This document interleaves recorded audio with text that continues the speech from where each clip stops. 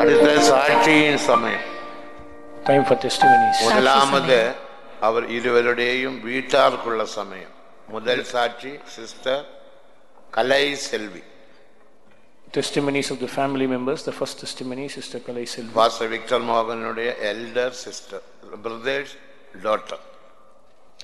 ಮೊದಲಾಗಿ ಇದಕ್ಕೆ ಸಾಕ್ಷಿ ಸಮಯ. ಮೊದಲಾಗಿ ಅವರಿಬ್ಬರ ಕುಟುಂಬದವರಿಗೆ ಸೇರಿದಂತ ಸಾಕ್ಷಿ. ಮೊದಲಾಗಿ ಪಾಸ್ಟರ್ ವಿಕ್ಟರ್ ಮೋಹನ್ ಅವರ ಸಹೋದರಿ ಕಲೆ ಸೆಲ್ವಿ ಅವರಿಗೆ ಸಾಕ್ಷಿಗೆ ಅವಕಾಶವು. அடுத்த Lissy கோல்டಾ. The next testimony will be from Sister Nisi Golda. ನಂತರವಾಗಿ ನಿಸಿ ಗೋಲ್ಡೆ ಎಂಬರಿಗೆ ಸಾಕ್ಷಿಯು.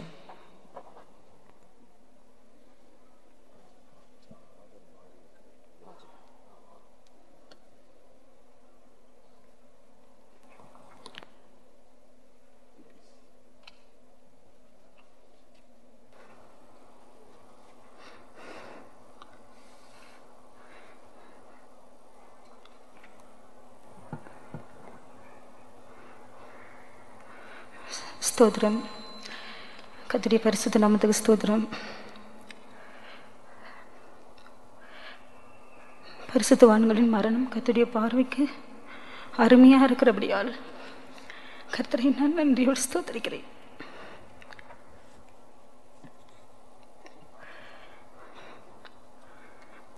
இந்த மரணத்தை கேள்விப்பட்டபோது என்னால் சகித்துக் கொள்ளவே முடியவில்லை. ஆனாலும் தாவீது கர்த்தருக்குள் தன்னை திடப்படுத்தி கொண்டான் என்ற வார்த்தையின்படி கர்த்தரின் அதிகமாய் பலப்படுத்தினார். ஆண்டவருடைய வார்த்தையை தந்து கர்த்தரின் கிருபையினால் நிறைத்தபடியால் கர்த்தரை நன்றியோடு ஸ்தோத்திரிக்கிறேன். சித்தப்பா குறித்து சொல்ல வேண்டுமென்றால் அநேகம் உண்டு. ஆனாலும் நேரம் போதாதபடியினால் நான் என்னுடைய வார்த்தைகளை சுருக்குகிறேன்.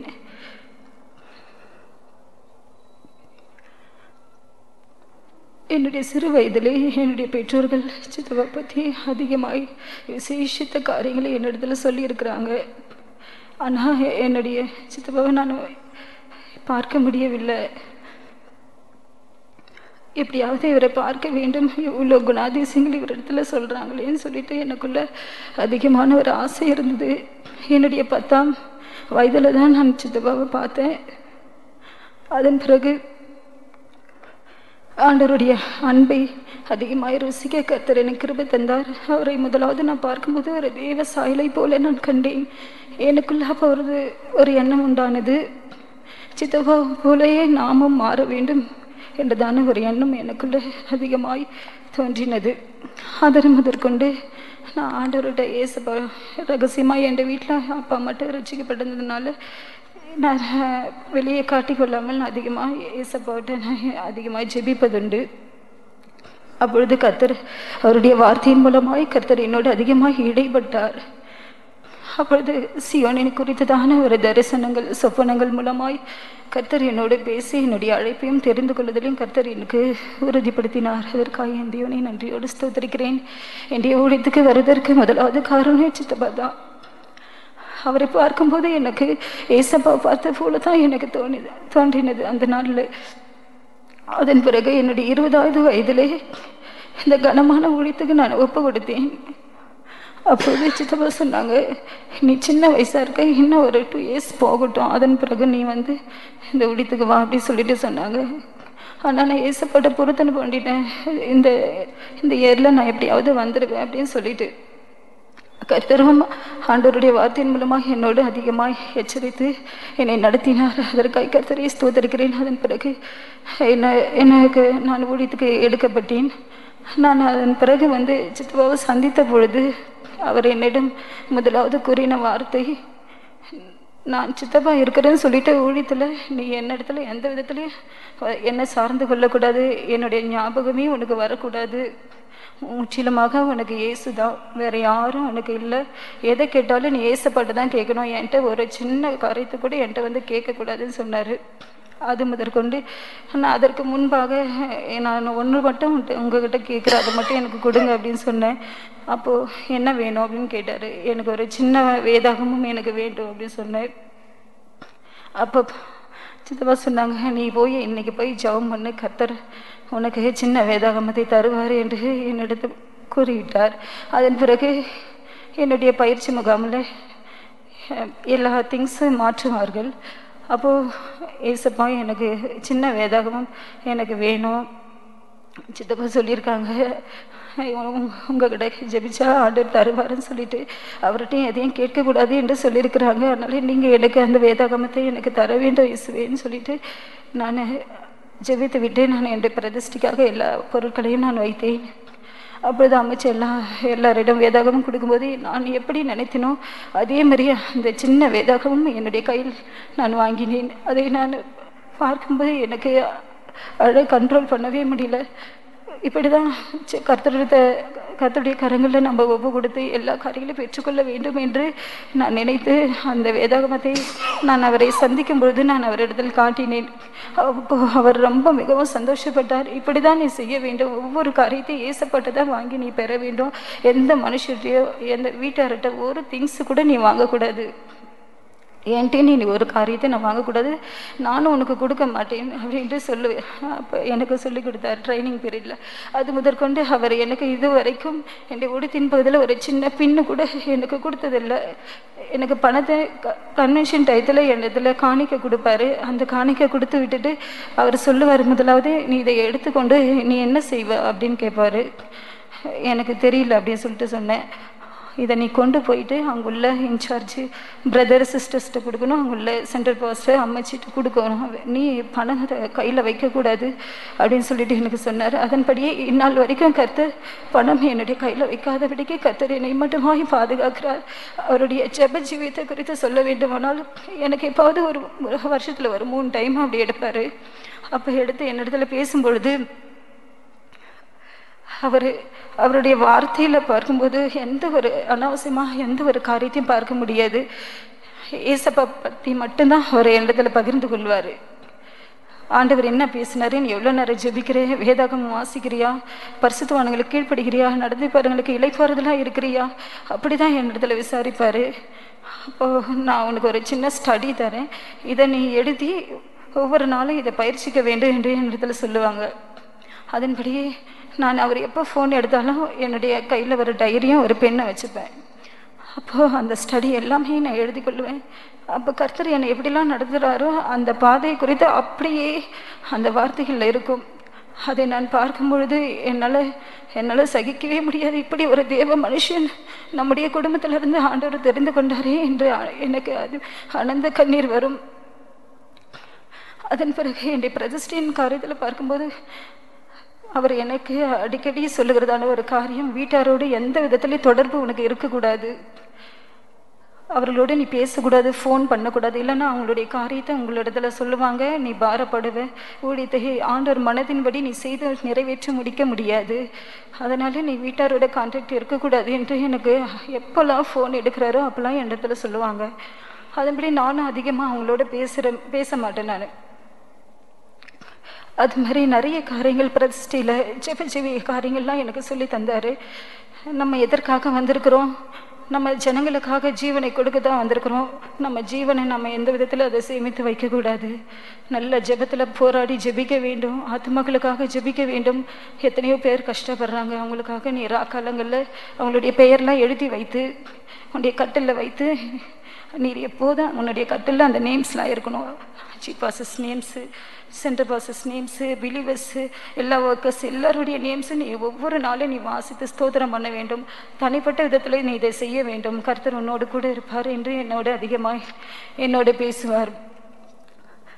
அவரிடத்துல பேசும்போதெல்லாம் எனக்கு பெரிய இளைப்பாறுதலை நான் உணர்ந்திருக்கிறேன். சமீபத்தில் கூட அவர் வியாதிப்பட்டார்.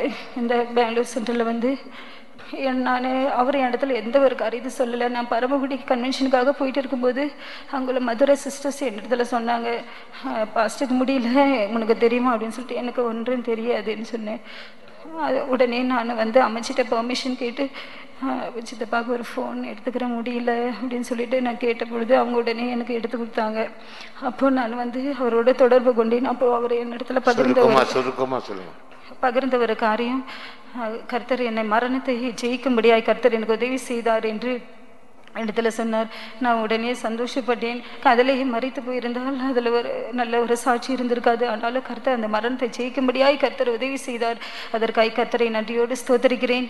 அவர் போனதான அந்த பாதையில் பிரதிஷ்டை, ஜெபஜீவியம், இப்படிப்படிதான நல்ல காரியங்கள், நல்ல குணங்களை நானும் பெற்று இந்த ஊழியத்தில் சந்தோஷமாய் என்னுடைய ஊழியத்தை நிறைவேற்றி முடிக்க நீங்கள் யாவரும் ஜெபிக்குமாறு என்னுடைய சாட்சியை முடிக்கிறேன். கர்த்தருக்கு ஸ்தோத்திரம்.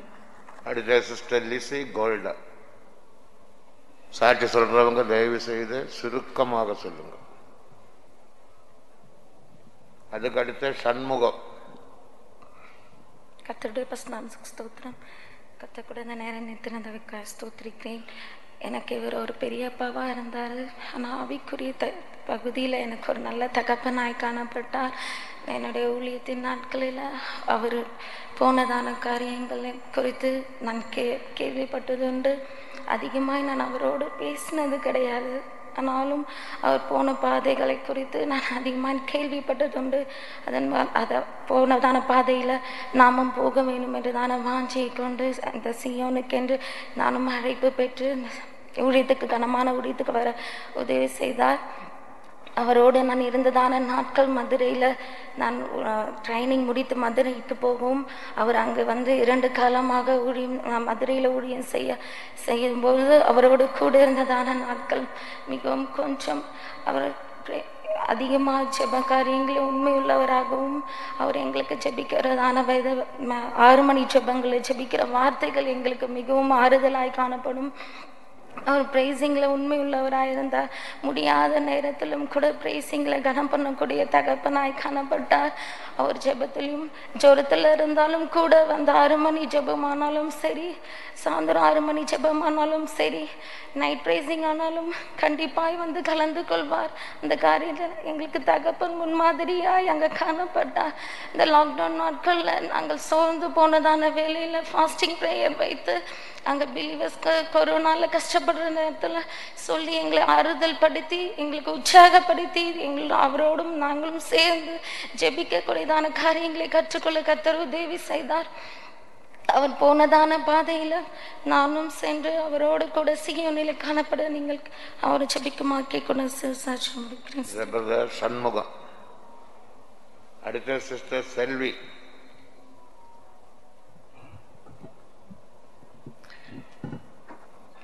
கர்த்தருடைய பரிசுத்த நாமத்திற்கு ஸ்தோத்திரம். அடியனை கூட இந்த பரிசுத்தவான்கள் மத்தியிலேயும் மகா பெரிய சபையிலேயும் இயேசுவை குறித்து என்னுடைய அண்ணன் பாஸ்டர் விக்டர் மோகன் அவர்களை குறித்து இந்த இடத்திலே சாட்சி சொல்ல தேவன் எனக்கு செய்த இந்த ஸ்லாக்கியத்துக்காக நான் தேவனை மறுபடியும் ஸ்தோத்தரிக்கிறேன்.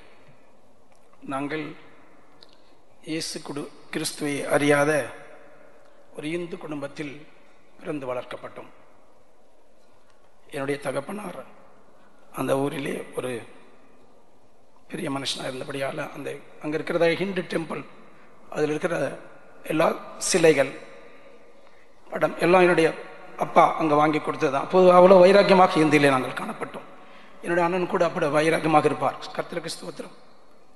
கர்த்தருடைய மகா பெரிய கிருபையினால எங்களுடைய குடும்பத்தை கர்த்தர் ரட்சித்தார். கர்த்தருக்கு ஸ்தோத்திரம். நாங்கள் 3 சகோதரர்கள். என்னுடைய பெரிய சகோதரர் அவர் சண்டே கிளாஸ் ஹெட் மாஸ்டராக இருந்து கடைசி நாட்களில் இந்த பெருங்குற்று ஒரு ஃபெய்த்தோம் இருக்கிறது எங்களுடைய நேட்டிவ் பிளேஸ், அங்கு அவர் மரித்தார். கர்த்தருக்கு ஸ்தோத்திரம். 2வது பாஸ்டர் விக்டர் மோகன், 3வது நான். கர்த்தருக்கு ஸ்தோத்திரம். என்னுடைய அண்ணனை குறித்து சொல்ல வேண்டுமானால் இன்று பத்தாது, பல மணி, பல நாட்கள், பல மாதங்கள் நான் அண்ணனை குறித்து அதிகமாக பேசிக்கொண்டிருப்பேன். என்னுடைய அலுவலகத்தில் கூட என்னுடைய அண்ணனை குறித்து நான் சாட்சி சொல்வேன். இவர் இப்படி இருந்தார், இப்படி ஆகினார், அப்படி பல சாட்சிகள் சொல்லுவோம். இருப்பினும் குறிக்கப்பட்ட நேரம் எனக்கு கொஞ்ச காலம் கொடுக்கப்பட்டதுனால என்னுடைய சாட்சியை நான் சுருக்க விரும்புகிறேன். கர்த்தருக்கு ஸ்தோத்திரம். பள்ளி பருவத்திலே நான் என் அண்ணன் சைக்கிள் செல்வோம். என்னுடைய 3 அண்ணன்கள். கர்த்தருக்கு ஸ்தோத்திரம். என் அண்ணன் ஏற்றி கொண்டு போவார். கர்த்தருக்கு ஸ்தோத்திரம். ஸ்கூலில் எங்கள் அண்ணன் தான் கிளாஸ் ஃபஸ்ட்டு இருப்பார். ப்ராக்ரஸ் ரிப்போர்ட் அப்பெல்லாம் கொடுப்பாங்க. That is in 870s. அதில் 410 out of 500. அதில் வாங்குவார். அதில் ஏ பின்னு போட்டிருந்தேன். என்னென்னா ஏ பின்னு போட்டிருக்கேன்னு கேட்டேன். அதில் 2 பேரும் ஒரே டைப் ஆகிடுச்சு. 2 ஸ்டூன் அப்படி நிறைய வாங்குவார். So most of the days இது you will get first rank in the schools. Is very brilliant and also very intelligent. கர்த்தருக்கு ஸ்தோத்திரம். அதை முடித்து கல்லூரி முடித்தார். கல்லூரியில் அண்ணன் பிஎஸ்சி கெமிஸ்ட்ரி முடித்தார். முடிச்சுட்டு வேலைக்காக ஜஸ்ட் லைக் தட். அப்போ இந்த பீரியடில் எங்களுடைய ரிலேட்டிவ்ஸ் நிறைய இருக்காங்க இங்கே பெங்களூரில். என்னுடைய சித்தி, சித்தப்பா, அக்கா, தங்கச்சி நிறைய இருக்காங்க இங்கே. ஸோ அவங்க வீட்டுக்கு வருவார். அவங்க எல்லாரும் வந்து இயேசுவை தெரிந்தவர்கள். என்னுடைய அக்கா சொன்ன மாதிரி, சாட்சி சொன்ன மாதிரி அவங்க ப்ரேயரில் உட்கார மாட்டார். அப்புறம் அவங்க கம்பல் பண்ணி உட்கார. அதுக்கப்புறம் கொஞ்சம் கொஞ்சமாக இயேசுவை பற்றி எங்கள் மாமாலாம் சொல்ல அவர் இயேசு ஏற்றுக்கிட்டார். அவரும் ஒரு 1 மந்த் எங்களுக்கு அந்த 1 or 2 months அங்கே பீரியட் முடிஞ்சு எங்கள் வீட்டுக்கு வரும்பொழுது பைபிளோடு வந்தார். வந்தபோது பைபிளை வச்சுட்டு இயேசுவை பற்றி சொல்ல ஆரம்பிச்சிட்டார். எங்களுக்கு துக்கமாக இருந்தது. அப்போ இயேசு தெரியாதனால ஏன் இப்படி நாங்கள் வேலைக்கு அனுப்பிச்சா நீங்கள் இயேசு பற்றி சொல்கிறீங்களே அப்படின்னு. என்னுடைய அண்ணன் தான் எங்கள் ஃபஸ்ட்டு கிராஜுவேட் இந்த வில்லேஜ். ஏதாவது வேலை கிடைச்சா நல்லா இருக்குமே அப்படின்னு சொல்லிட்டு நான் கர்த்தருக்கு ஸ்தோத்திரம். ஆனால் அண்ணன் சுவிசேஷம் சொல்கிறது, அங்கே இருக்கிற வியாதிஸ்தர்களை ஜெபம் பண்ணுறது, இப்படி நிறைய அது 100கணக்கான சாட்சி. அது எதை சொல்கிறதுன்னு எனக்கு புரியல. இப்போ கர்த்தருக்கு ஸ்தோத்திரம். ஆனால் ஒன்று மட்டும் சொல்லிவிட்டு 1 or 2 months 2 இன்சிடென்ட்ஸ் மட்டும் சொல்லிவிட்டு கர்த்தர் எப்படி எங்கள் குடும்பத்தை என்ன ரட்சித்தார், எங்கள் குடும்பத்தில் ஒவ்வொருத்தரையும் எங்கள் ரிலேட்டிவ்ஸ் எப்படி ரட்சித்தார், அதை மட்டும் நான் சொல்ல விரும்புகிறேன். கர்த்தருக்கு ஸ்தோத்திரம். ஒரு நாள் நான் கல்லூரியில் படிச்சுட்டு இருக்கேன். ஊருக்கு வரும்பொழுது, வீட்டுக்கு வரும்பொழுது எங்கள் வீட்டை சுற்றி ஒரு 30 பேர் அப்படியே இருந்தாங்க. என்ன வீட்டில் நிறைய 30-40 பேர் இருக்காங்களே வீட்டில் என்னன்னு கேட்டேன். உங்கள் சித்தி மறிச்சிட்டாங்க அப்படின்னாங்க, டைடு. நானும் அங்கே இந்த தெருவிலிருந்து சித்தியை ரொம்ப நேசிக்கிறதுனால அழுதிட்டே வந்தேன். சித்தி மறிச்சிட்ட உடனே அந்த இந்து பிரகாரம் கோக்னட் இது பண்ணுவாங்க, உடைப்பாங்க. அந்த கற்பெல்லாம் குடிச்சு அந்த இந்த சடங்காச்சாரெல்லாம் கம்ப்ளீட் பண்ணிட்டாங்க. கர்த்தருக்கு ஸ்தோத்திரம். நாங்கள்லாம் சுற்றி அழுதுட்டுருக்கோம். அண்ணன் வந்தார். நான் இவங்களுக்காக கொஞ்சம் ஜெபம் பண்ண போகிறேன், எல்லோரும் அழாது இருங்கன்னாரு. எங்களுக்கு ஒன்றும் புரியல. இப்போ நாங்கள் யாரும் ரட்சிக்கப்படல. சரி ஜெபிச்சுட்டு போட்டோம், செத்துட்டாங்க, ஜெபிச்சுட்டு போட்டோம் அப்படின்னா அண்ணன் முட்டி போட்டு ஜெபம் பண்ணார். Within few seconds she stood up. அவங்க 6 மாதமாக அப்படியே படுத்துகிட்டே இருந்தாங்க. எல்லோரும் செத்துட்டு மறைச்சிட்டான்னு சொல்லிட்டு ஐ திங்க் இட்ஸ் 1979. ஆமாம் 79 or 80. அப்புறம் தான் நாங்கள் கொஞ்சம் விசுவாசம் வந்தது. கடவுள் இவ்வளோ நான் ப்ரேயர் பண்ணுறாரு, எழுந்து நிற்கிறாங்களே, எழுந்து உட்காராங்களே அப்படின்னு எனக்கு ஒரு பயங்கரமான ஒரு விசுவாசம் வந்தது. அதுக்கு முன்னாடி எனக்கு இயேசுவே பிடிக்காது. எங்களுக்கு யாருக்குமே இயேசு பற்றி தெரியாது. அதனால் எங்களுக்கு அது நம்பிக்கையே இல்லை. கண் முன்னே இதெல்லாம் பார்க்கும் பொழுது எனக்கு ரியலி ஒரு பெரிய ஒரு ஆச்சரியமாக இருக்குது. இப்படி ஒரு தேவன் இருக்காரா? ஒருத்தர் ஜெபம் பண்ணுறாரு, அதுவும் அண்ணன். வேறு யாருன்னா எனக்கு தெரியாது, மந்திரம் பண்ணுவான்னு நினைப்பேன். என்னுடைய அண்ணன் இப்படி பண்ணும் பொழுது I got very good faith in Christ Jesus. Second இன்சிடென்ட்னா, அந்த வீட்டில் இன்னொரு பெரிய பணக்காரர் ஒருத்தர் இருந்தார் என்னுடைய நேட்டிவ் வில்லேஜில். அவர் நல்ல ஜாதகம் எழுதுவார். அந்த ஜாதகத்தின் பிரகாரம் கரெக்டாக அவர் இஸ் அபவுட் 80 years. இந்த நாளில் இந்த மந்தில் நான் கரெக்டாக மறிச்சிடுவேன்னு எழுதியிருக்காரு. அவருக்கு ஒரே பையன். அவர் ஒரு மந்திரவாதி. அப்போ சொன்னார் கரெக்டாக அந்த டேரில் அண்ணனுக்கு ஃப்ரெண்டு அவர் ஒருத்தர் இருந்தார். இவர் விக்டர் மோகனை கூப்பிட்டு ஜெபம் பண்ணுங்க, அவர் மரணத்திற்கு அவர் வந்து ப்ரேயர் பண்ணால் சரியாயிடும். அதே மாதிரி அண்ணா அவர் வீட்டுக்கு போயிருக்காரு. அவர் சொன்னார், நாங்கள் இந்து, நாங்கள் மந்திரம் வைப்போம், நீங்கள் வந்து இங்கெல்லாம் ஜெபம் பண்ணக்கூடாது, அந்த கத்தி வச்சு குத்தி கொலை பண்ணிவிடுவேன்னு சொன்னார். அண்ணன் சிரிச்சுட்டு எங்களுக்கு ஒரு சான்ஸ் கொடுங்க, இயேசுவை ஏற்றுக்குங்க, இயேசு கிறிஸ்து உங்களுக்கு இந்த அப்பாவுக்கு உயிர் கொடுத்துட்டாருன்னா நீங்கள் ஏற்றுக்கிறது அப்படின்னா இயேசு கிறிஸ்து ஏற்றுக்க தேவையில்லை அப்படின்னு சொல்லிட்டு வந்தார். அவர் வந்து வீட்டுக்கு வந்ததுக்குள்ளே அவங்களுடைய சன் வந்து அந்த மந்திரவாதி வந்துட்டார் எங்கள் வீட்டுக்கு. வந்துட்டு எங்கள் அப்பா சுகமாயிட்டார், ஏஞ்சி உட்கார்றாரு. இந்த இன்சிடென்ட்லாம் கண் எதிர்க்க எங்கே பார்க்கும் பொழுது இப்படி ஒரு கடவுள் இருக்காரா, இப்படி ஒரு தேவன் இருக்காருன்னு நாங்கள் எல்லாரும் இயேசுவே அப்போ தான் இயேசு நேசிக்கார், இயேசுவை ருசித்தோம், டேஸ்ட் பண்ணி இயேசு கிறிஸ்துவ ஒவ்வொருத்தரும் நாங்கள் ஃபேமிலியில் just like that we have not accepted Christ. We have tasted inch by inch through prayers of my beloved brother. So we have accepted Lord Jesus Christ. Glory to God. கர்த்தர் நல்லவராக இருக்கிறார். கர்த்தருக்கு ஸ்தோத்திரம். அப்புறம் எங்கள் அண்ணனை ஊழியத்துக்கு எடுத்துட்டாங்கன்னு சொன்னார். என்ன இருந்ததுக்குள்ளேயே நான் உழித்துட்டு போகிறீங்க அப்படி எனக்கு அப்போ தெரியாது. அப்புறம் அங்கே நானும் வயல்வெளியில் பேசிட்டு இருக்கோம், நானும் அண்ணனும். அப்போ ஒரு போஸ்ட்மேன் வர்றாரு. போஸ்ட்மேன் அது யாருக்கும் தெரியாது. போஸ்ட்மேன் ஒரு கவரை டெலிவரி பண்ணுறாரு. அந்த கவரை பிரித்து பார்க்கும்போது அதில் அண்ணனுக்கு ஒரு அப்பாயின்மெண்ட் ஆர்டர் வந்திருக்கு இந்தியன் பேங்க்கில் 79. அப்போ சொன்னார், தம்பி இந்த கருத்து யாருக்கும் சொல்லாதே, அப்பா அம்மாலாம் ரொம்ப துக்கப்படுவாங்க, அண்ணெல்லாம் துக்கப்படுவார், ஏன்னா இவ்வளோ நாள் பொறுத்து எனக்கு வேலை கிடச்சிருக்கு ஒரு இந்தியன் பேங்க் நல்ல ஜாபு. அப்போ சொன்னார், அவர் அண்ணன் சொன்னார், நான் எனக்கு உழித்துக்கு எடுத்தாச்சு, நான் நாளைக்கு போகிறேன், பிசாசு இன்னைக்கு இந்த ஆர்டர் கொடுக்குது அப்படி எனக்கு கண் முன்னே கிழிச்சாரு. என்ன அப்படி கிழிக்கிறீங்க? என்ன கர்த்தர் என் மூலம் ஒன்று ஆசீர்வதிப்பார். கர்த்தருக்கு ஸ்தோத்திரம். இது பிசாசு கொடுக்குற ஆசீர்வாதம் தேவையில்லை. நான் ஊழியத்துக்கு போனால் குடும்பத்துக்கு ஆசீர்வாதம் இருக்கும், இந்த ஊருக்கு ஆசீர்வாதம், மக்களுக்காக ஆசீர்வாதம் இருக்கும், ஆத்மாவை பாதுகாப்பு. அவர் நிறைய பேசினார், எனக்கு அப்போ புரியல, உபதேசம் நிறைய சொன்னார்.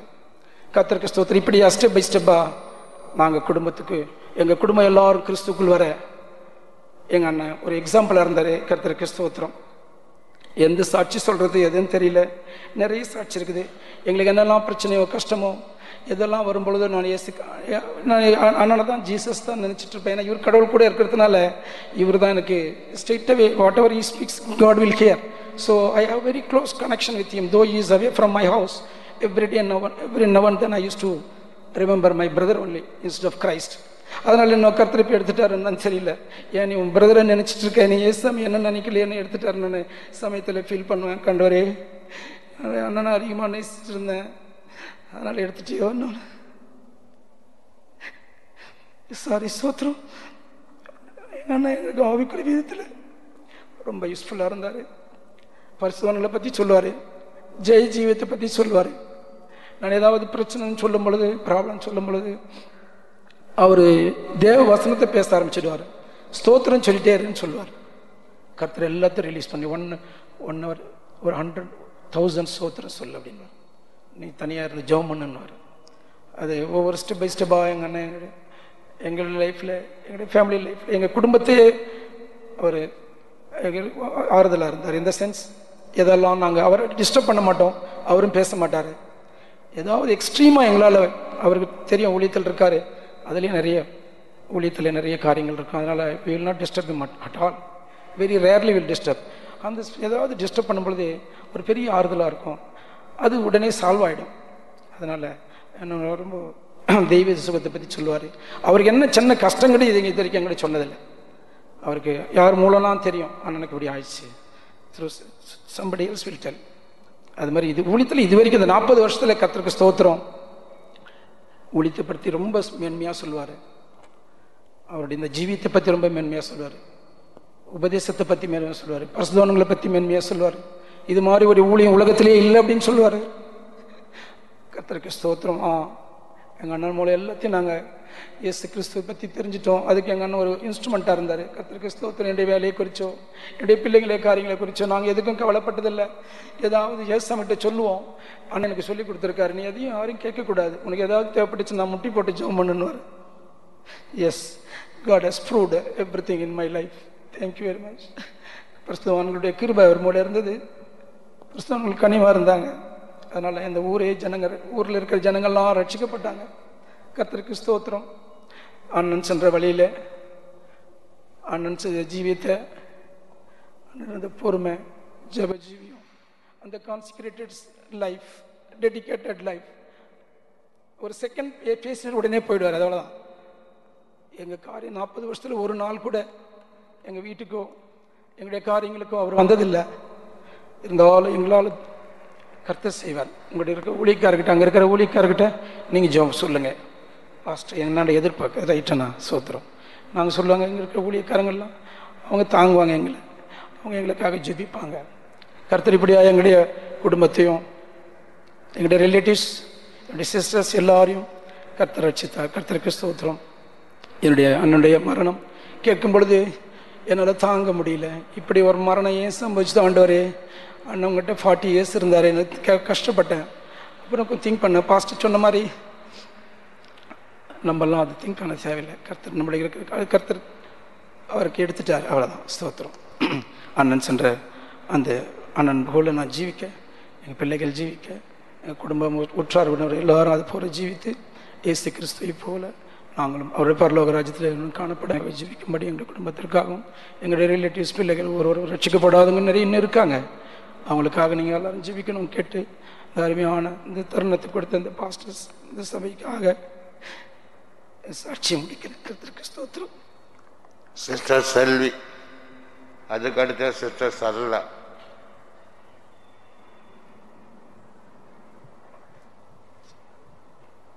கர்த்தருடைய பரிசுத்த நாமத்திற்கு ஸ்தோத்திரம். கர்த்தர் இந்த மகா பெரிய சபையிலே என்னை ஒரு சாட்சியாக நிறுத்தின கிருபிக்கா அவரை நான் ஸ்தோத்திரிக்கிறேன். விசேஷமாக பாஸ்டர் விக்டர் மகன் பாஸ்டர் பற்றி சாட்சி சொல்ல தந்த கிருபிக்காக ஸ்தோத்திரிக்கிறேன். பாஸ்டருடைய தம்பி மனைவி நான். அவருடைய தம்பி மனைவி என்று சொல்வதில் நான் பெருமைப்படுகிறேன். பாஸ்டர் நான் எங்களுடைய மேரேஜ் ஆகிட்டு பாஸ்டர் 4 இயர்ஸ் எங்களோடு பேசவில்லை. எனக்கு தெரியாது. அப்பொழுது எங்கள் அம்மா சிபிஎம்ல இருந்ததுனால செங்கம் ஜெயாம்மா எங்களுடைய அம்மா அப்போது சொல்லுவாங்க, அவர் உப்பிரதிஷ்டையில் உண்மையாக இருக்கிறாரு, குடும்பத்தோட பேச மாட்டார், யார் வீட்டுக்கும் வர மாட்டார், நீதான் போய் அவர்கிட்ட பேசணும்னு சொன்னாங்க. அப்போது 4 இயர்ஸ் கழிச்சு என்னுடைய எக்ஸாம் பேங்க் இன்டர்வியூக்காக நான் அவரிடம் எங்கள் அம்மா கொண்டு போய் ஜெபித்து வந்தாங்க. இந்த கர்த்தர் தானமே, கர்த்தருக்கு சித்தமானால் நான் ஜெபிக்கிறேன், கர்த்தர் உனக்கு இந்த வேலையை தருவார் என்று சொன்னார். அந்த ஒரு ஜெபத்திலே எனக்கு கர்த்தர் தானமே அந்த இந்தியன் பேங்க்லேயே ஒரு வேலையை கொடுக்க கர்த்தர் கிருபை செய்தார். விசேஷமாய் அவரை பற்றி சொல்லணும்னா என் சிஸ்டர்ஸ் எங்கள் குடும்பத்துக்கு அவர் ஒரு ஜெபத்துக்கு எங்களை ஒரு சாட்சியாக கொண்டு போனார். அவர் ஊழியக்காரர்களுடைய வார்த்தைகளை கர்த்தர் நிலைப்படுத்துவார் என்பதற்கு எங்கள் குடும்பத்திலே அநேக சாட்சிகள் இருக்கிறது. முதல் சாட்சி, என்னுடைய தங்கச்சி மகன் +2 முடித்துவிட்டு பாஸ்டர்கிட்ட பாஸ்டர் முடிச்சுட்டான், 500க்கு 495 வாங்கியிருக்கிறான், அவன் டாக்டருக்கு போகணும் கேட்குறான் பாஸ்டர்னு என் தங்கச்சி சொல்லி ஜெபிக்கும் போது, அப்போ அவர் சொன்னார், அப்போ ஜெபிக்கும் போதே சொல்லிட்டாரு, ஸ்டான்லியில் மெடிக்கல் காலேஜ் டாக்டர் சீட்டு கொடுத்ததுக்காக நன்றி ஆண்டவரேன்னு சொன்னார். அப்போ என் பையன் சொன்னான், பெரியமா நான் இன்னும் ஒன்றுமே பண்ணல, அதுக்குள்ளே பாஸ்டர் பெரியப்பா எனக்கு ஸ்டான்லியில் டாக்டர் கிடைக்குன்னு சொல்லிட்டாரு, சான்ஸே இல்லை பெரியமா அப்படின்னு சொல்லிட்டான். சரின்னு சொல்லிட்டு நாங்கள் சரி ஜெபிச்சுட்டே இருக்கும்போது அவனுக்கு ப்ரைவேட்டில் போயிட்டு கிடச்சிது, அண்ணாமலை யூனிவர்சிட்டியில் கிடச்சி 4.5 lakhs கொண்டு போய் ஃபீஸ் கட்டிட்டு வந்துட்டா. அப்பொழுது நாங்கள் சொன்னோம், பாஸ்டர் எதுக்கு இந்த மாதிரி சொன்னாருன்னு தெரியலையே, நம்ம அந்த வார்த்தையை வச்சு ஜெபம் பண்ணுவோம், ஊழியக்காரர்கள் வார்த்தையை கற்று கனப்படுத்துவாருன்னு சொல்லிட்டு அந்த நேரத்தில் நாங்கள் எல்லாரும் சேர்ந்து முழங்கால் படிட்டு பாஸ்டர் சொன்ன வார்த்தையை வைத்து ஸ்டாண்டில் அவனுக்கு கொடுத்தபடியால் ஸ்தோத்திரம் ஆண்டவரே, கொடுத்தபடியால் ஸ்தோத்திரம் என்று சொன்னோம். அப்பொழுது நீங்கள் பொருத்தனைகள் செய்துவிட்டு அவர்கிட்ட கேட்கும்போது உனக்கு கர்த்தர் நிறைவேற்றுவார் என்ற ஒரு வசனத்தை கொடுத்தார். உடனே என் தங்கச்சி அதை பொருத்தனை பண்ணிவிட்டு அது கேட்கும்போது கர்த்தர் தானமே அவனுக்கு 3rd லிஸ்டிலே அந்த ஸ்டான்லி மெடிக்கல் காலேஜிலே அவனுக்கு MBBS சீட் கிடைக்க கிருபை செய்தார். உடனே அந்த 4.5 lakhs வாங்கிட்டு கடவுளுக்காக அவங்க கொடுக்கும்போது கர்த்தர் அப்போது எங்கள் குடும்பத்தில் எங்கள் பிள்ளைகளை எங்கள் சிஸ்டர்ஸை பார்த்தால் பயங்கரமாக சந்தோஷப்படுவார்.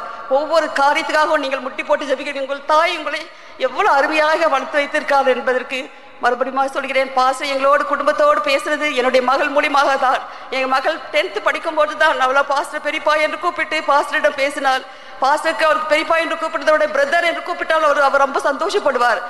ஆனால் எங்கள் மற்றவங்களா சொல்லி தான் என் டாக்டர் ஃபர்ஸ்ட் என் மகள் அவரை பெரியப்பா என்று கூப்பிட்டார்.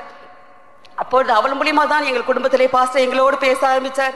எங்கள் வீட்டுக்கு வரமாட்டாங்க, என்னுடைய தாத்தா மாமனார் மாமியார் இருந்தாங்க, அவர்களை பார்க்கல, டெத்துக்கு வரல, எல்லாரும் சொல்லுவாங்க உங்கள் மகன் வரவில்லையான்று.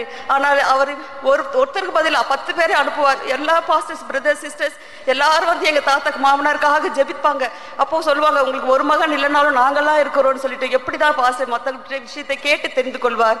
கர்த்தர் ஒவ்வொரு காரியத்துக்காகவும் நாங்கள் கேட்கும்போது முதலில் உங்களுடைய பிரதர்கிட்ட உங்கள் சிஸ்டர்கிட்ட ஃபர்ஸ்ட் அங்கே போய் சொல்லிட்டு தான் எங்ககிட்ட வரணும்னு சொல்வார். எதுவுமே நாங்கள் டைரக்டா நாங்கள் அவர்கிட்ட ஃபர்ஸ்ட்ல போக மாட்டோம், சொல்லிவிட்டு போகும்போது தான் அவர் சந்தோஷப்படுவார். அது மாத்திரமல்ல, எங்க அம்மா வியாதியா இருக்கும்போது 3 நாள் சாப்பிடாமல் பேசாமல் இருந்தாங்க.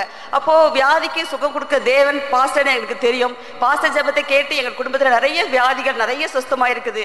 சரி கடைசி இடத்துல பாஸ்டர்கிட்ட ஜெபிப்போன்னு சொல்லிட்டு கேட்கும்போது பாஸ்டர் ஜெபித்து போராடி எங்க அம்மாவை பேச வச்சார். அப்போ எங்க அம்மா சொன்னாங்க, பாஸ்டர் நான் 3 நாள் சாப்பிடாம பேசாம இப்படியே போயிடணும்னு நினைச்சேன், ஆனா நீங்க ஜெபம் பண்ணி என்ன பேச வச்சுட்டீங்க பாஸ்டர்னு சொன்னாங்க. அந்த பாஸ்டர் பேச்சை போட்டு ஆடியோ எடுத்து நாங்கள் டெய்லி அந்த அந்த ரெக்கார்டு போடும்போது எங்கள் அம்மா சாப்பிட ஆரம்பித்தார்கள். கர்த்தருடைய பரிசுத்த நாமத்திற்கு ஸ்தோத்திரம். கர்த்தர் தானவே இதற்கும் பாஸ்டருடைய அடக்க ஆராதனைக்கு வந்திருக்கும் போது எப்போதுமே பாஸ்டர் இருந்து ஃபோன் வராது, எப்பாவது வரும். அப்போ சந்தோஷப்படுவோம் நாங்கள். அன்னைக்கு பாஸ்டர் எனக்கு ஃபோன் வந்தது அன்னைக்கு சாட்டர்டே நாங்கள் லீவாக இருக்கிறதுனால தம்பி எங்கே இருக்கிறான் அப்படின்னு கேட்டார். ஸோ தம்பி பாஸ்டர் அவர் கிளம்பிட்டு இருக்கிறாரு, அங்கே டெத்துக்கு அங்கே அடையார் வராரு பாஸ்டர்.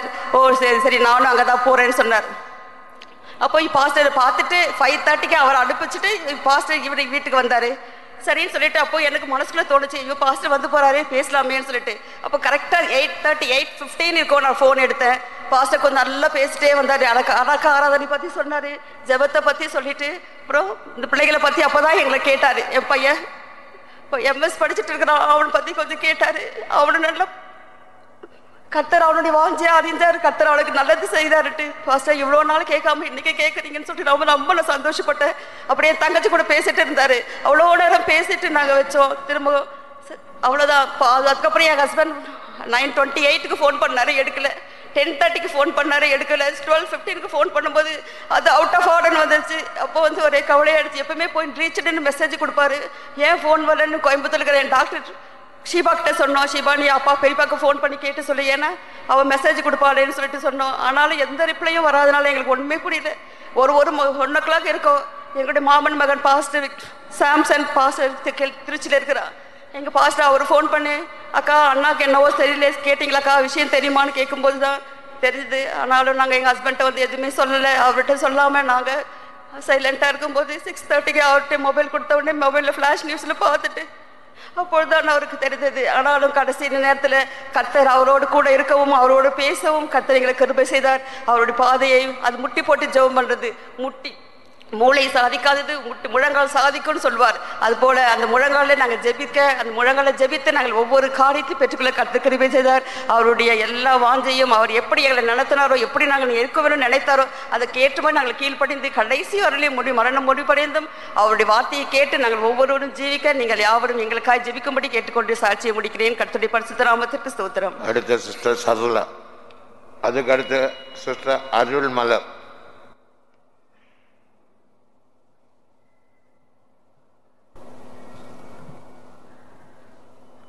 கர்த்தருடைய பரிசுத்த நாமத்துக்கு மகிமை உண்டாவதாக.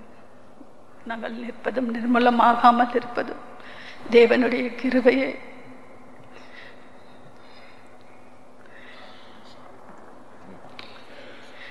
சித்தப்பா எனக்காவது விக்டர் மகன் பாஸ்டர்,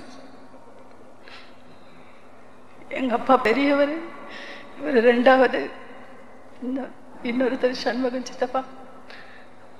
3 பேர் கர்த்தரை அறிந்த நாளிலிருந்து எனக்கு இவர் சத்தியத்தில் அதிகமாக என்னை வழி நடத்தினார்.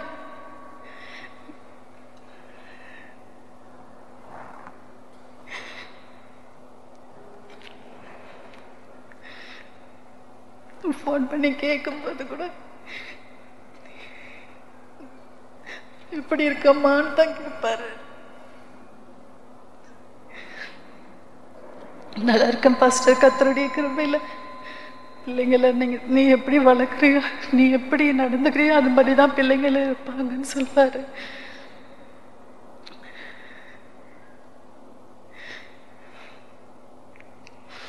பிள்ளைங்களை வந்து நீ நல்லா நடத்தணும், சத்தியத்தில் தான் வழி நடத்தணும்னு வேறு. இப்படி காலையில் எழும்பி சோத்திரம் பண்ணணும் பசங்களுக்காக, நீ தூங்கக்கூடாதுன்னு சொல்லுவார். விழித்திருந்து ஜெபிக்கணும், குடும்பத்துக்காக ஜெபிக்கணும்னு சொல்வார்.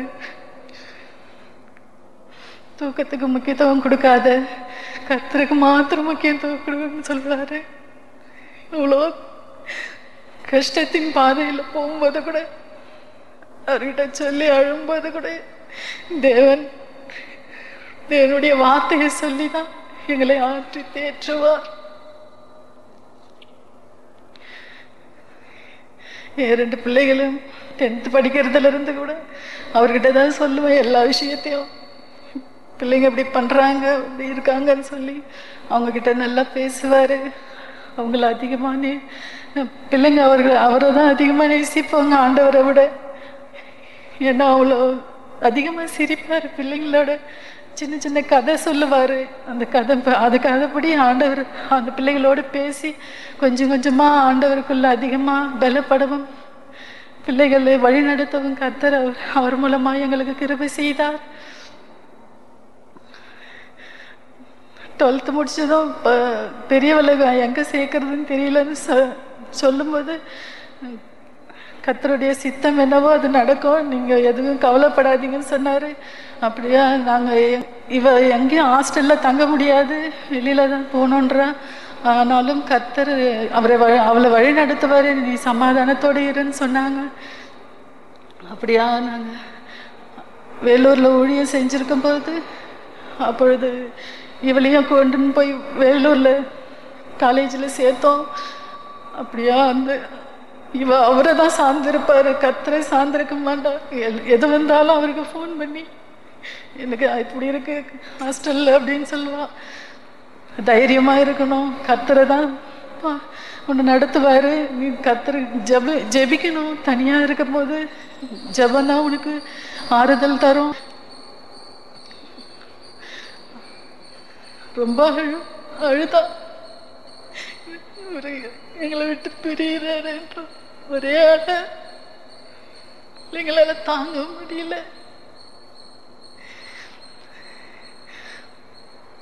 நேற்று காலையில கிளம்பி நாங்க ஆம்பூர் வந்தோம்.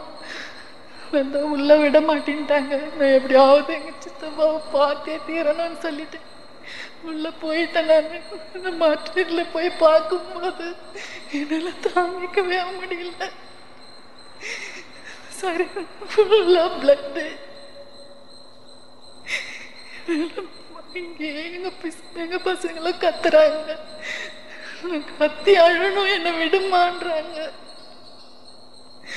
ஆனாலும் கத்துற அங்கே இருந்து கடைசி வரைக்கும் அவரை வழி அனுப்பிட்டு இன்னைக்கு காலையில தான் நாங்களும் கிளம்பி வந்தோம்.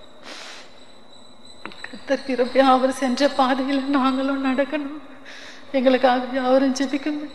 சிறு சாட்சியம் முடிக்கிறேன். கத்தருடைய பரிசுத்த நாமத்துக்கு மகிமை உண்டாவதாக. அடுத்த சிஸ்டர் அருள் மலர். அதுக்கு பிறகு பாஸ்டர் விக்டரோட குடும்பத்தால் எல்லாரும் கூட சேர்ந்து ஒரு பாட்டு பாடுவார்.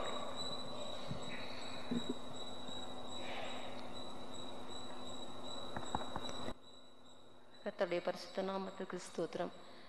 கர்த்தர் என்னையும் இங்கே ஒரு சாட்சியாய் நிறுத்தினபடியால் என் தேவனை நன்றியோடு ஸ்தோத்தரிக்கிறேன். நாங்கள் பாஸ்டர் விக்டர் மோன் அவர்களை தெரியும், என்னுடைய சிஸ்டர்லாவோட பிரதர்லாம். அவர் நாங்கள் ரொம்ப நாட்களாக நாங்கள் இந்த ஆலயத்துக்கு வந்து கொண்டு தான் இருக்கோம். ஆனால் அவர்கிட்ட பேசுனதே கிடையாது.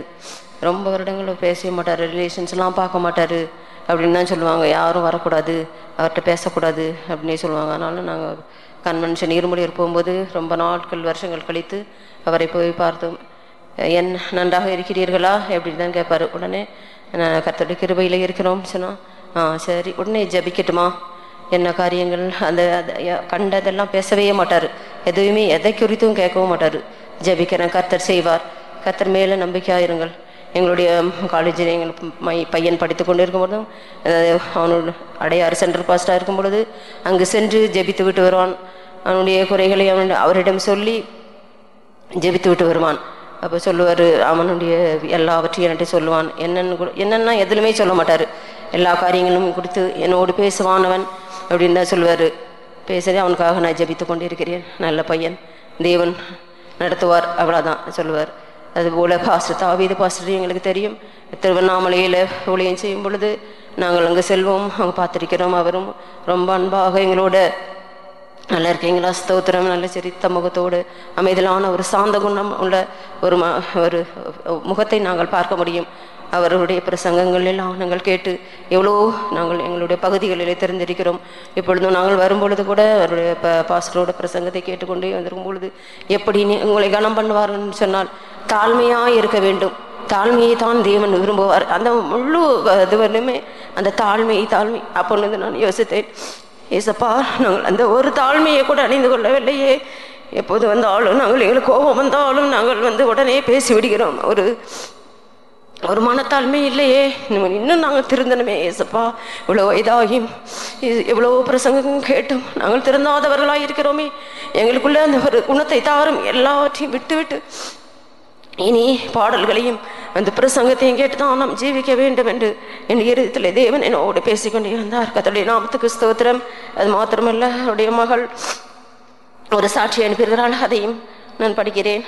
Praise the Lord. Due to some situations, I am unable to make it to Bangalore and currently in Coimbatore. I knew I had to testify about my Peripa in his funeral, but never even in my dreams I realized that it would come this much soon. I can surely say that I received everything from God only because He left everything for God. My testimony is going to be huge, and I had spent too much time with my Peripa. He was not just a father, big figure to me, but much more than that. He was my confidant, my best friend. I used to share each and everything with him. It would not be a conversation between a pastor and a believer. It would be like friends. I can talk anything and everything for which he would patiently listen and advise me. Till 15 years of my age, I did not have much connection with him. I just knew him as my father's elder brother who ministers the Lord. Till then even he had not spoken too much or been close with any of the family members. But during my 10th standard, I grew closer to him. For all of my exams, he would earnestly pray for me and told me that I should remove my jewels if I get school first. Deep in my heart, I thought I would definitely not get that rank, and I said okay. Surprisingly, I got school first in 10th, and on the same day I removed my jewels. Since then, I started getting attached to him and our church principals. I got district first in my 12th and even got medical seat in KMC, Chennai, but he told me not to accept it and asked me to opt for engineering. I obeyed his word and went for engineering counseling. From the time I went into my counseling till I got that one seat which was available for the house I desired, he was on his knees praying to God. All throughout my college days, he guided me with the word of God. He taught me how to overcome world and temptations during my adulthood. I have shared so many things with him, not even with my parents. Not even once he judged me, but constantly telling me about the love of God. I successfully completed my graduation and got placed in a good company. Then came the church for my partner. This is the most important phase a girl's life. How and with whom she settles her life decides the rest of her life. My parents were searching for a partner for a long time, but I did not get peace. I heard for any of the alliances that came for me. In fact, they decided to church in other churches as well. But I was very adamant in getting married to a TPM believer who knows the love of Christ and has been both water and spirit baptized. Every day I would call him and cry, and he would console me saying, God will definitely not let me down. Out of a sudden one day, I got my husband's profile who matched with everything I desired at my heart. I am also blessed with church-loving in-laws. It's because of his prayer for me. When I had any problems or confusions, the next minute I would call him and vent out everything, and he would ask me to just say, praise the Lord for 1 hour daily, and when I praise, I could see all of the problems vanishing away. He used to share his testimonies like how God used to tell him about the transfers beforehand. He used to jokingly say that only through me he gets to know the current generation mindset. I will never seen him talk so loudly. He was always patient. Many used to say that he was strict, but to me he was more than a friend with whom I can talk anything and everything. I must definitely talk about the concentration he had for the Jesus and this ministry. Finally, he got to know who Jesus in this Bangalore city and how marvelously God had made him the centerpiece of the same city. I jokingly told him that now I am the believer of his church and has to come home and pray for that. He replied, God would help me preserve my consecration, and by the time you come back to Bangalore, I would be gone from this place. Now I understand that this is what he meant.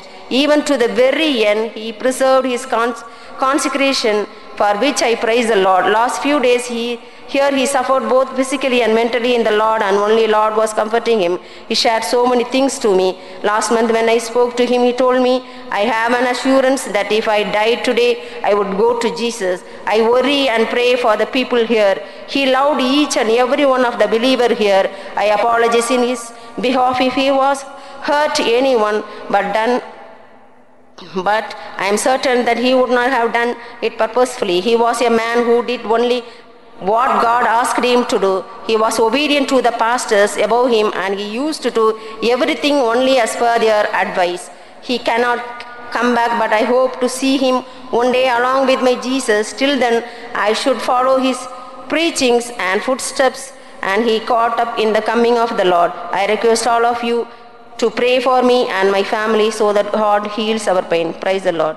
கர்த்தர் விதமாக எல்லாம் அவர் என்னுடைய மகளையும் நாங்கள் இங்கே பெங்களூரில் கொடுக்கும் பொழுது இங்கே வந்து ஜெபிக்க வரும் பொழுது ஒரு ½ என் மகள் சொல்கிறார் ஃபோன் பண்ணி, ஒன்றுமே சொல்லணுமோ ஒரு குட்டி பிரசங்கம் எங்களுக்கு எடுத்தார். எப்படி ஜீவிக்கணும், எப்படி இருக்க வேண்டும் என்பதை கொடுத்து எங்களுக்கு சொன்னார். அவ்வளோதாம்மா, அவர் எது பேசுவார், இதுதானே பேசுவார், அதுதான் எங்களுக்கு நல்லா அட்வைஸ் பண்ணார் அப்படின்னு சொன்னாங்க. என்னுடைய சிஸ்டர்லாம் அவங்களுடைய ஷீபாவும் இப்போ சாட்சி சொன்ன அனுப்புனதை, ஷீபாவும் இங்கே தான் இருக்கிறார்கள், இந்த ஃபெய்தமுக்கு தான் வருவாங்க. கதை தான் எல்லா காரியத்தையும் கர்த்தர் பொறுப்பெடுக்க வேண்டும். கர்த்தருடைய நாமத்திற்கு ஸ்தோத்திரம். அடுத்த பாட்டு அதுக்கு பிறகு நம் மகிமைக்குள் பிரவேசித்த பாஸ்டர் தாவீதினுடைய வீட்டார் சாட்சி சொல்லுவார்கள். முதல் சாட்சி பிரதர் ஏசுதாஸ்.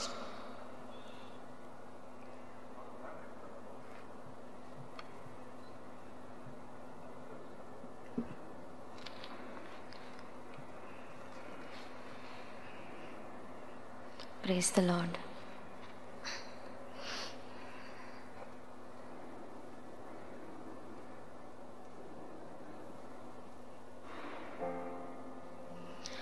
அழகாய் நிற்கும் யார் இவர்கள், திரளாய் நிற்கும் யார் இவர்கள், சேனை தலைவராம் இயேசுவின் பொற்தளத்தில் அழகாய் நிற்கும் யார் இவர்கள். ஒரு தாளந்தோ 2 தாளந்தோ 5 தாளந்தோ உபயோகித்தோ, சிறிதானதோ பெரிதானதோ பெற்ற பணி செய்து முடித்தோர், அழகாய் நிற்கும் யார் இவர்கள், திரளாய் நிற்கும் யார் இவர்கள், சேனை தலைவராம் இயேசுவின் பொற்தளத்தில் அழகாய் நிற்கும் யார் இவர்கள். காடு மேடு கடந்து சென்று கர்த்தர் அன்பை பகிர்ந்தவர்கள், உயர்வினிலும் தாழ்வினிலும் ஊக்கமாக ஜெபித்தவர்கள், அழகாய் நிற்கும் யார் இவர்கள், திரளாய் நிற்கும் யார் இவர்கள், சேனை தலைவராம் இயேசுவின் பொற்தளத்தில் அழகாய் நிற்கும் யார் இவர்கள். தனிமையிலும் வறுமையிலும் லாசரு போன்று நின்றவர்கள், யாசித்தாலும் போஷித்தாலும் விசுவாசத்தை காத்தவர்கள், அழகாய் நிற்கும் யார் இவர்கள், திரளாய் நிற்கும் யார் இவர்கள், சேனை தலைவராம் இயேசுவின் பொற்தளத்தில் அழகாய் நிற்கும் யார் இவர்கள், சேனை தலைவராம் இயேசுவின் பொற்தளத்தில் அழகாய் நிற்கும் யார் the Lord. அடுத்தால இயேசுதாஸ்.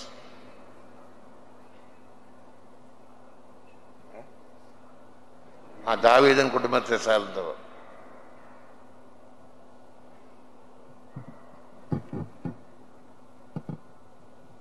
கர்த்தருடைய பரிசுநாம ஸ்தோத்திரம். இந்த வேளையில் கூட தேவன் எனக்கு கூட சாட்சி சொல்ல தேவன் தந்ததான கிருபைகளுக்காக நன்றியோடு ஸ்தோத்திரிக்கிறேன். நான் ரட்சிக்கப்பட்டதான காலங்களில் சிறு வயதிலேயே என்னுடைய தாய் தகப்பனெல்லாம் இழந்துட்டேன். நான் ரொம்ப அனாதியாய் இருந்து ஒன்றில்லாத காணப்பட்டேன். சரி, நான் உலகத்தில் ஜீவிக்கிறது தப்பு, நான் செத்து போகல அப்படி சொல்லிட்டு தற்கொலைக்கு போனேன். அந்த நேரத்தில் தேவன் வந்து என்னை தொட்டு இந்த ரட்சிப்புகளை கத்தர் கொண்டு வந்தார்.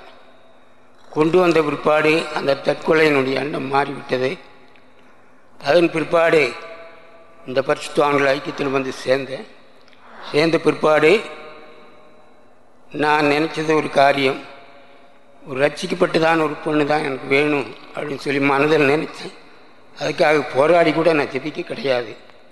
ஆனால் தேவன் என்னுடைய வாஞ்சை நிறைவேற்றி தந்தார். கர்த்தருடைய நாமத்துக்கு ஸ்தோத்திரம்.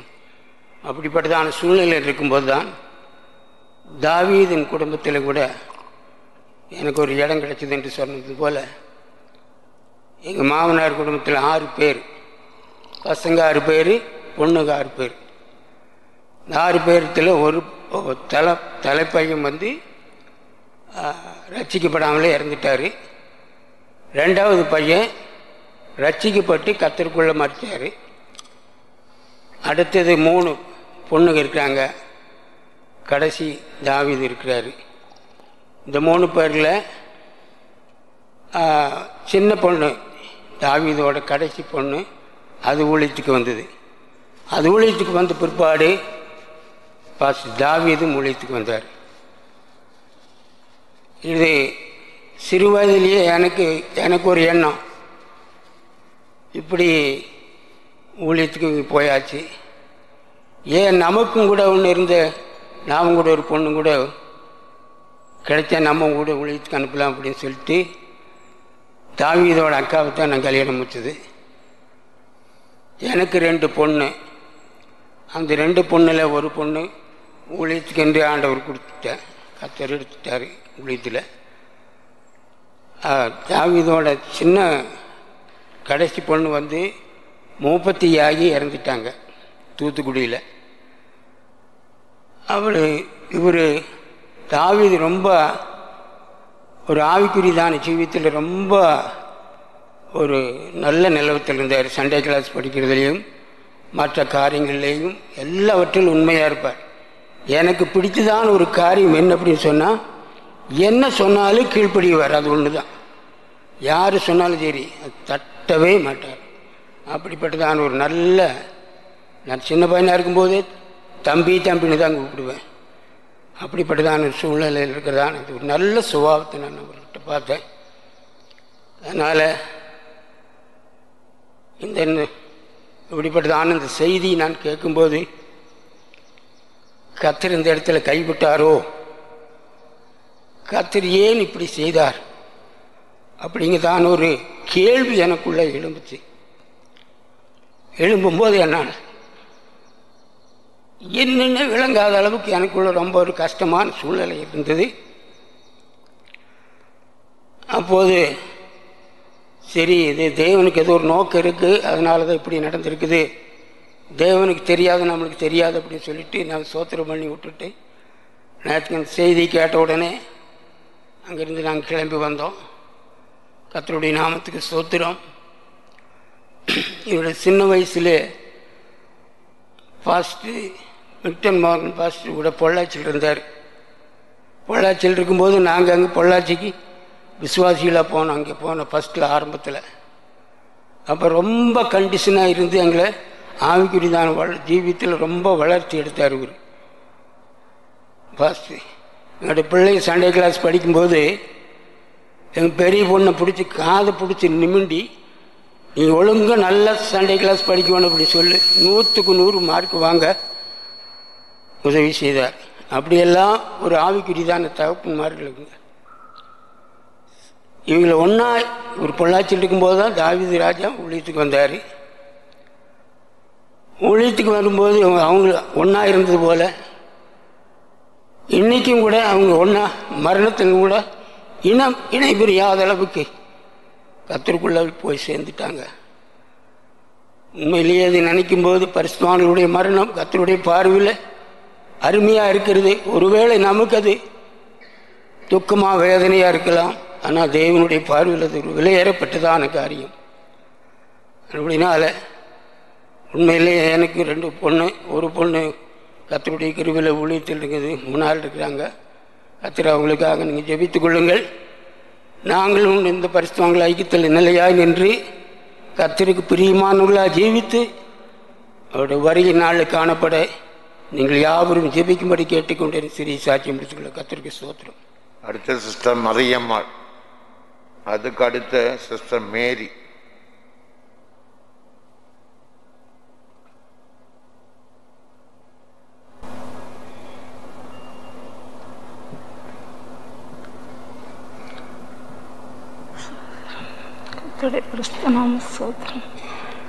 என்னையும் கூட எந்த இடத்துல ஒரு சாட்சியாக நிறுத்தினபடி நான் நன்றியோடு சோதரிக்கிறேன். அவருடைய நாட்களில் இருந்து கூட நாங்கள் 6 பேர் இருக்கும் பொழுது நாங்கள் எங்களுக்கு ஒரே தம்பி என்று சொல்லி தம்பி என்று சொல்லி தான் நாங்கள் கூப்பிடுவோம் எல்லாரும். ஆனால் தம்பி தம்பி என்று சொல்லி கூப்பிடும் பொழுது அவங்க எல்லாருமே தம்பி என்று தான் கூப்பிடுவாங்க.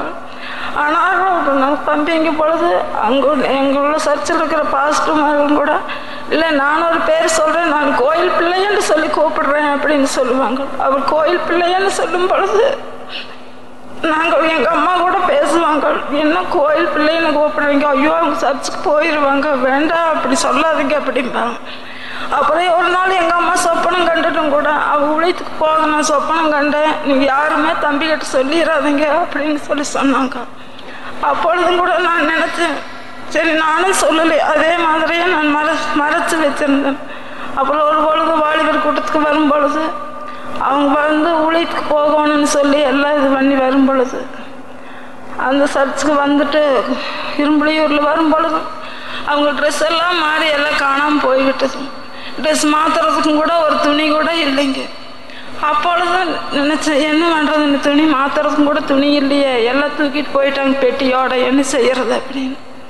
அப்போ என் தங்கச்சி ஒன்று உழைத்துக்கு வந்திருந்தது, அது யாரோ கிட்ட வாங்கி துணி மாற்றுறதுக்கு எல்லாம் துணிகள்லாம் மாற்றி கொடுத்தாங்க. அந்த துணியை மாற்றிட்டு வந்து அப்போ போனாலும் துணியே போனாலும் பார்த்தேன் நான். அதோடு இந்த வருஷத்துலேயே நான் உழைத்துக்கு போகிறேன்னு சொல்லி உழைத்துக்கு யாருக்கிட்ட சொல்லாமையே வந்து உழைத்துக்கு வந்துட்டாங்க. அப்படியெல்லாம் உழை செஞ்சேன். அந்த உழைத்துக்கு வந்த நாள்லேருந்து அவங்க நல்ல ஒரு பிரதிஷ்டையாக இருந்தாங்க. யாருக்குமே ஒரு நாளும் கூட ஃபோன் பண்ண மாட்டாங்க. தாய் இருந்தாலும் வீட்டுக்கு வரவில்லைங்க. அப்படியெல்லாம் ஒரு பிரதிஷ்டையாக தன் ஊழியம் செஞ்சாங்க. அப்போ மறுபடியும் கூட நாங்கள் நினச்சோம், நாங்களாவது ஃபோன் பண்ணினாலும் கூட ஃபோன் ஒரு வார்த்தை 2 வார்த்தை அதோடு சரி மறுபடியும் அங்கே கூட பேச மாட்டாங்க. அப்படியெல்லாம் ஒரு பிரதிஷ்டையாக இருந்து, ஆனாலும் கூட இந்த நாட்களில் இப்படியெல்லாம் இருந்து அவரோட ஊழியத்துக்கு போகும்பொழுது நாங்களும் அவருடைய வேலைக்கு காணத்து நம்மளுக்கு உதவி செய்யும் அந்த ஊழியங்களை உண்மையாக செஞ்சாங்க. அந்த கடைசி வரைக்கும் நாங்கள் எல்லோரும் கர்த்தரை எங்களுக்காக ஜெபிக்கும்படி ஸ்ரீ சாட்சி முடிக்கிறோம். அடுத்த சிஸ்டர் மேரி, அதுக்கு அடுத்த சிஸ்டர் கமலா.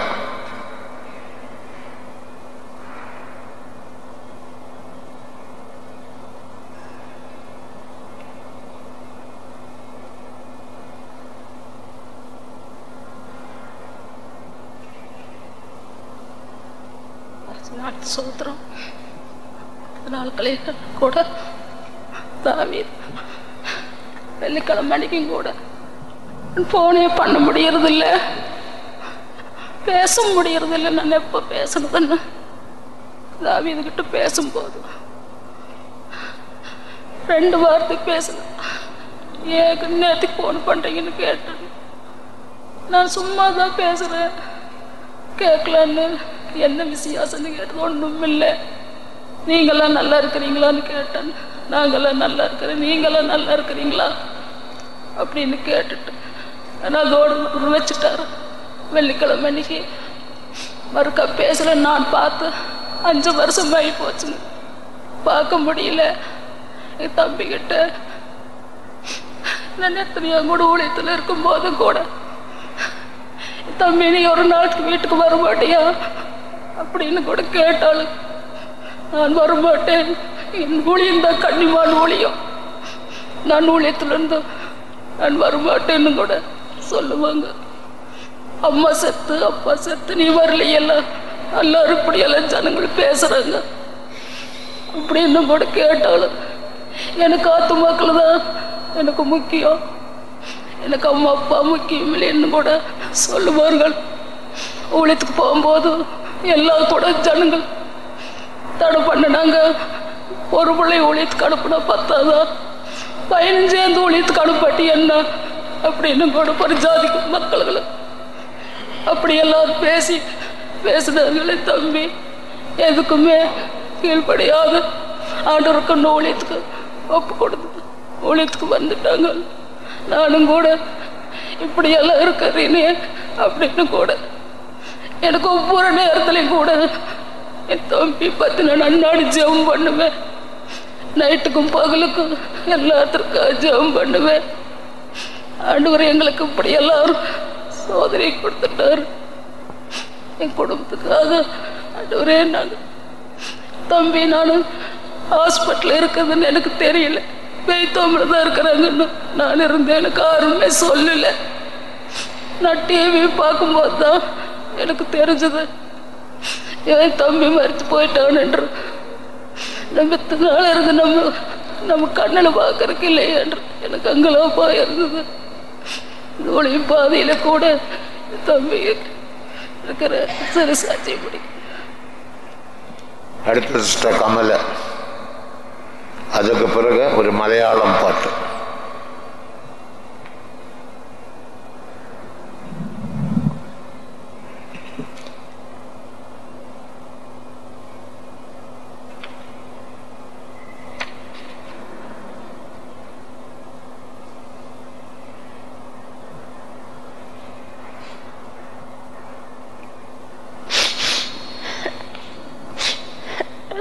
சோத்திரமானவரே, சோத்திரம் தம்பி தாவீது எங்களை அலையை விட்டுட்டு நீ வருவோம் எது நாங்கள் எதிர்பார்க்கலையே சாமி. நான் வீட்டுக்கு பெரிய நின்று சந்தோஷப்பட்டு சொன்னேன், தம்பி நீ வான்னு சொன்னேன். நீ நல்லா இருக்கிற போது நீங்கள் வாங்க நீங்கள் எனக்கு வர முடியலையே. அது இல்லாத என்னை அலையை விட்டு போட்டு உனக்கு யார் எனக்கு அவங்களுடைய அப்பா இல்லை, எங்கள் அம்மா இல்லை, எங்கள் அண்ணன் இல்லை, யாரும் இல்லையே. நான் அநேதியாக இருக்கேன். என் பையனை வச்சுக்கிட்டு நான் நம்ம இருக்கேன் சாமி. நீயும் விட்டுட்டு இப்படி போயிட்டே நான் எப்படி என்ன பண்ணட்டுன்னு தெரியலையே. இந்த வயசு நீ எத்தனை உதவி சேர்ந்து எனக்கு எனக்கு யாரு சொல்லுவாங்க சாமி. நான் நிறைய இருக்கேன் ஒரே சப்பா. என் பிள்ளையெல்லாம் வர முடியாது, மயக்கமா படுத்து கிடக்குறாங்களே ஊர்ல. நீ 4 நாளைக்கு முதல்ல லட்சம் வேதனைங்களா வரும் நைட்ல. இன்னைக்கு 6 வேதனை நடந்துட்டு கிடக்குறாங்களே. நான் நான் கீழே விழுந்து மேலே விழுந்து வந்து சேர்த்து உங்களை பார்க்கலான்னு இந்த கோலத்தில் வந்து பார்க்கலான்னு பொட்டியில் பார்க்கலாம்னு வந்தனே.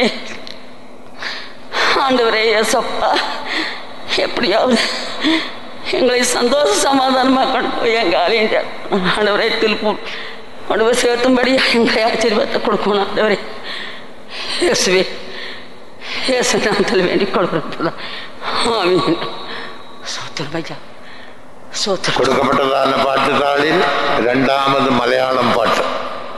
அதுக்கு பிறகு பெங்களூர் ஊழியர்கள் சாட்சி சொல்லுவார்கள். முதல் சாட்சி ಸಿಸ್ಟರ್ ಲೀಲಾಮ್ಮ ಥಾಮಸ್.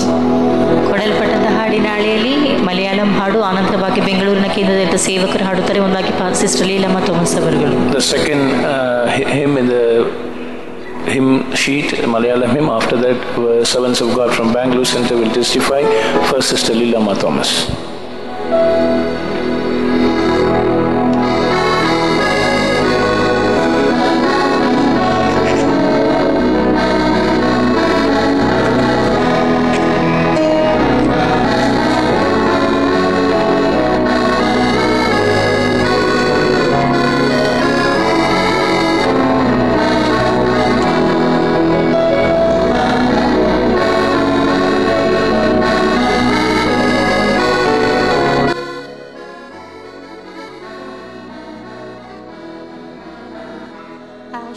ആശ്വാസപ്രദനേ നിൻ മോഹം കാൺമാൻ എന്നുള്ളം വാഞ്ചിക്കുന്നേ.